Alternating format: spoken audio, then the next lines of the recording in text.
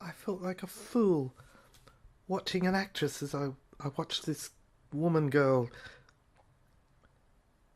as it were, on the threshold of the flower of her youth, playing Lorna Doone, one of my favourites, at the top of a waterfall, I imagined as I sang. I was Robinson Crusoe now, mentally a bit deranged, and I sang.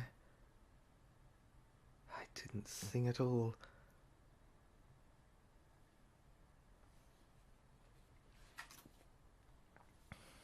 I didn't sing at all.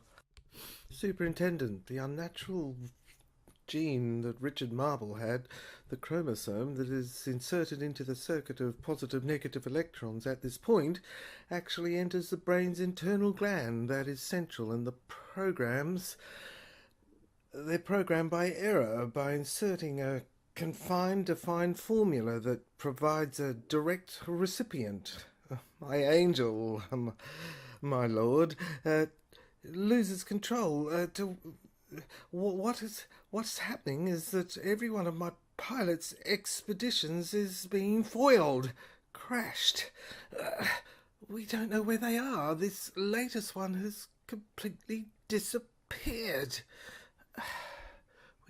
No one can find her. No one can find it. We need a transvisionary medium, really. Last thing we know is that the pilot had entered these radar zones, and then the program starts. You see here, buffeting, and the expeditions disappear. Blinds the film at the surface of this slide that was last taken. You see the frame on the side. It survived. It was radiated back to us. If you can just follow the outline of the map, the last vestiges and traces that were received, we can find out, possibly at the border, the last thing that happened to her before she disappeared. Damned, I would say. It seems there's a slight invisible weather dam there. The weather seems to have created something there. Oh, good Lord, if I may use some rather bizarre sexual imagery to explain and describe this, because in the English language we seem to have no other words. Try the French. No, well, we're in England here now, thank you very much, but it looks like as if I once saw on a medical chart where a doctor showed me, a surgeon, that in the internal tube the sperm of the donor was damned. It created a tomb, as if there was a body inside a corpse, dare I say. I was quite distressed when I saw it up in the hospital on an X-ray chart. It looked like my little angels of biblical days, when I had learnt of these lovely creatures in religious instructions, had been thwarted and confined, as if in a jail, a minute jail. I thought when he showed me this chart. The spirits, is what I'm trying to say, were unable to fly. As if to the moon. As if to the moon to refuel. What's wrong, Superintendent? You seem to have had a sort of slight intertwining of molecules in your voice. It seems to have narrowed down. Don't worry about that, Detective, old boy. I'm just trying to show you here what happened and trace this line of this last flight, which we had in this Iron Cross German aircraft. It was a mock flight. You see here, last thing was the spark connected to this cup-like area. The wire died, and a last voice was heard on the radio recorder. Here, I'll play it. Listen. To enable them to have their child! Click. Turns off then. That's the last voice that was heard. Listen, I'll mimic it again for you. Click. To enable them to have their child! Click. Hold on, Superintendent. I think I heard a last little sound then. Listen, a very faint sound. Mama. Mama. Click. Then it fades out. As if... Well, look. Watch that last X-ray radar pattern there that we invented and designed to try and trace these aircraft. It's watch the stream of particles, the atoms. They seem to link up with a circuit that we're unable to create. It's like, well, to go back to the analogy of the medical situation, the doctor showed me there was a little shaft, and it was as if a chromosome, he said, was needed from the source to make our pilots come alive. Good God, that's amazing. Well, yes, he said that otherwise they would be dead on ice. Well, what did he know about it? He was a medical doctor. Well, the point is that he was paid by us to give us expert advice in our scientific lab and laboratory. Before the war, we had to understand what happened to our pilots. They escaped from this cross, this stake. You see, we had this crucifixion, murder serial of Mama. What are you saying, Superintendent? You're starting to blah, starting to sound like what we heard on the X-ray, the radar, the last words of the flight, the pilot of her. You become... Well, go on, speak up. Speak up, old man, for God's sake.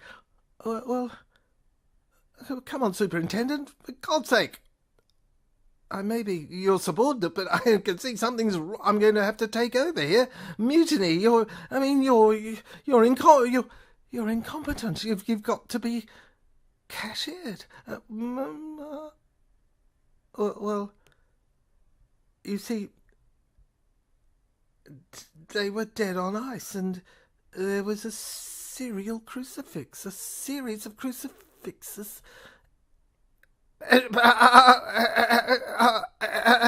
Sound of machine guns and shooting before the war. It was... Oh, my God. Captain, come in here. Look, his predicament is self-evident. That's for sure. Well, what's happened to him? Well, he's moved to the television point. Look at him at the bottom of your telescope, pointing at amongst the stars. What's he saying? What's he gurgling? He's frothing at the mouth. What's he? No, you're starting to do it. No, you're starting to do it. The captain said. An imaginary Atlantis. I have here the notes. The notes said, I've mentioned to you that the sounds that we heard, the introductory, the prelude, the words said were headed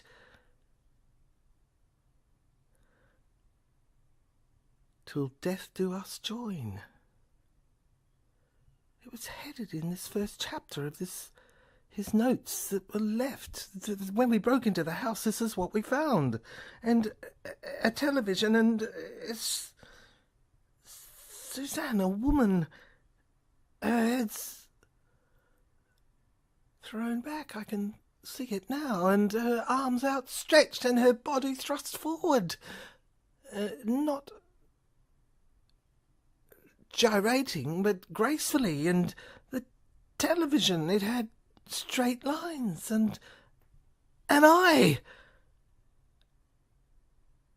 And these notes I found said we're headed an imaginary Atlantis. Till death do us join. Then under it, Louise. And then it was handwriting. And I remember he had said, do you know the handwriting? And ... it went on. It said, Atlantis that has risen in space-time, which it was originally placed to displace historically. His spirit, this is what the word said, and then it went on, my spirit, the flights, they've gone, taken off, to death do us join, in space-time, Atlantis.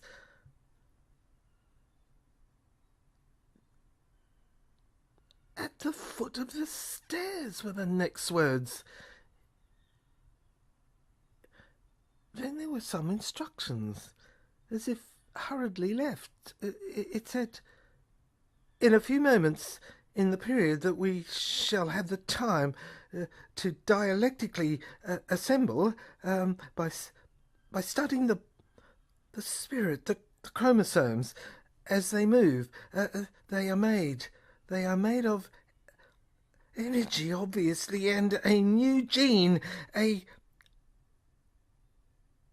manifest of an ancestral line that drives them, that drives the Philfot, this circular wheel in a circle that projects us forward.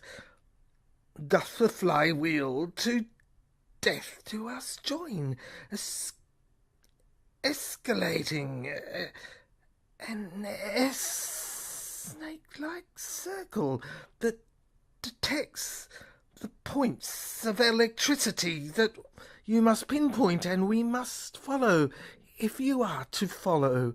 Take this path, my boy, it said, as if a father spoke to a son, and you will see us again. At the gates of heaven they will open, and then... When I turned around, a ceremony had been performed. Joined the children. A parchment was found. It stood nearby. It said, time joins hands and the eclipse signifies. The clock strikes on its face, 4:30 a.m.